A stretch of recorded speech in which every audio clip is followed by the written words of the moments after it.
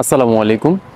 ইদানিং আমার অফিসের যারা ডেলিভারি রাইডার আছে আমার শেট এটা কোত্থেকে আসলো,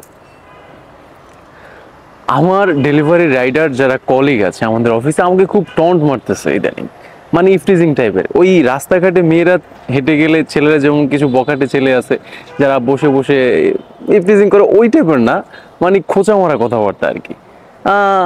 এটা তখন থেকে শুরু হয়েছে যখন থেকে আমি কন্টেন্ট ক্রিয়েশন শুরু করছি। তো বিষয়টা আমি খুব এনজয় করি আমার কলিগদের সাথে, যে তারা আমাকে দুইটা কথা বললে আমি তাদেরকে রিপ্লাই দেই।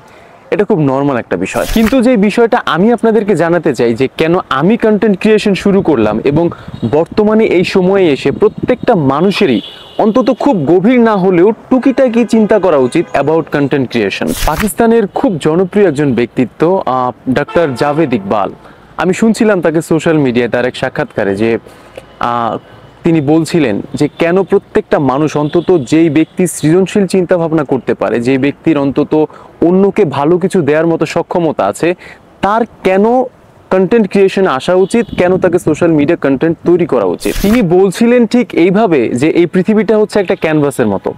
ক্যানভাসে চিত্রশিল্পী যেভাবে সুন্দর সুন্দর রং তুলি দিয়ে একটি সুন্দর চিত্র ফুটিয়ে তোলে, ঠিক সেভাবেই আমাদের আদিপুরুষ থেকে শুরু করে এই পর্যন্ত এই পৃথিবীতে যারা যত মহামনীষীগণ এসছেন এবং চলেও গেছেন, তারাও এই পৃথিবীর ক্যানভাসে খুব সুন্দর সুন্দর ছবি রেখে গেছেন, ছাপ রেখে গেছেন। যেমন হযরত ঈসা আলাইহিস সালাম এসেছিলেন পৃথিবীতে, তিনি তার একটি দৃষ্টিভঙ্গি দিয়ে গেছেন, অনেক মানুষ সেটাকে ফলো করতেছে।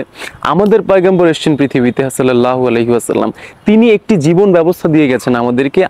আমরা যারা ইসলাম ধর্মের আছি তারা সেই জীবন ব্যবস্থা অনেকে অনুসরণ করছি, তার বাতলে দেওয়া জীবন ব্যবস্থায় নিজেদের জীবন পরিচালনা করছি। এরপরে আরও অনেক মনীষী আসছেন, মুসলিম, নন মুসলিম, নিউটন আছে, আইনস্টাইন আছে, তারা যে পৃথিবীতে এসছে কিয়ামত পর্যন্ত তাদের নাম মানুষ মনে রাখবে, তাদের বাতলে দেওয়া জীবন ব্যবস্থা বলুন বা তাদের আবিষ্কৃত চিন্তা ভাবনা, যন্ত্রপাতি, এই সব কিছু দ্বারা মানুষ যে উপকৃত হচ্ছে, এর মাধ্যমেই এই পৃথিবীতে যে তাদের একটা অস্তিত্ব ছিল, একজন নাম, একটি নাম, একজন আইনস্টাইন, একজন নিউটন, তাদের পৃথিবীতে একটি অস্তিত্ব ছিল, তারা একসময় ছিলেন এই পৃথিবীতে। এটাই তার প্রমাণ বহন করে যে তারা পৃথিবীতে কিছু দিয়ে গেছেন এবং আমরা সেটা ব্যবহার করছি, বা আমরা তাদের দিয়ে যাওয়া জিনিসটাকে আঁকড়ে ধরে বেঁচে আছি, ওটা ছাড়া আমরা চলতে পারি। এখন যদি আমি চিন্তা করি যে আমি একজন মানুষ, আমি মেহমেদ, আজ আমি এখানে আছি, একসময় আমি ছিলাম না, এরপর আমি থাকবো না, আমি মরে যাব।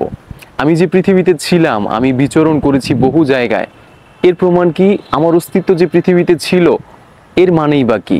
বা আমি কিছু দিয়ে যেতে পেরেছি কিনা পৃথিবী নামক ওই ক্যানভাসে? ডক্টর জাভেদ ইকবালের ভাষ্য অনুযায়ী পৃথিবী নামক এই ক্যানভাসে আমার তৈরি করা একটা নোক্তা, একটা ফুল স্টপ, আমি কি দিতে পেরেছি ওই ক্যানভাসে, যা মানুষ দেখবে, বা যেই ক্যানভাসের রং ধারা, আমি যে রং এঁকে দেবো ওই ক্যানভাসের মধ্যে, ওটা ধারা মানুষ আমাকে মনে রাখবে যে না, এটা মেহমেদ দিয়ে গেছে?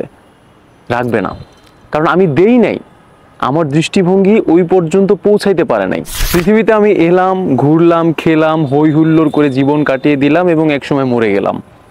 আজ থেকে 50 বছর পর, 100 বছর পর কেউ জানলো না, চিনলো না যে এই পৃথিবীতে আমার একসময় অস্তিত্ব ছিল, আমি একসময় পৃথিবীতে বেঁচে ছিলাম।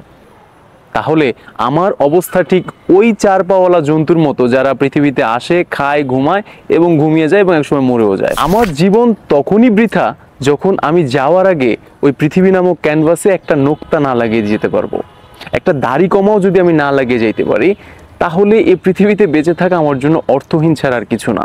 This is the main purpose I start content creation.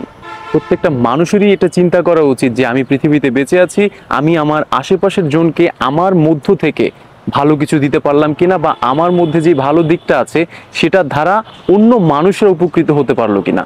তো এটা চিন্তা করা খুব জরুরি। আর সোশ্যাল মিডিয়া এমন একটি প্ল্যাটফর্ম বর্তমানে যেখানে খুব দ্রুত গতিতে খারাপ দিকগুলো, খারাপ জিনিসগুলো ছড়িয়ে যায়, এবং সেখানেই ভালো দিকগুলো, ভালো কন্টেন্টগুলো বেশি বেশি প্রকাশ করা উচিত। কেন আপনি আপনার নিজের মধ্যে থাকা ভালো দিকগুলোকে, পজিটিভ দিকগুলোকে আড়াল করে রেখেছিলেন, চেপে রেখেছিলেন, কেন মানুষের মাঝে ছড়িয়ে দেন নাই, এটা নিয়ে যেন একটা সময় আপনাকে আফসোস করতে না হয়। সে কারণে if your intention is pure, authentic and creative, then you should start content creation.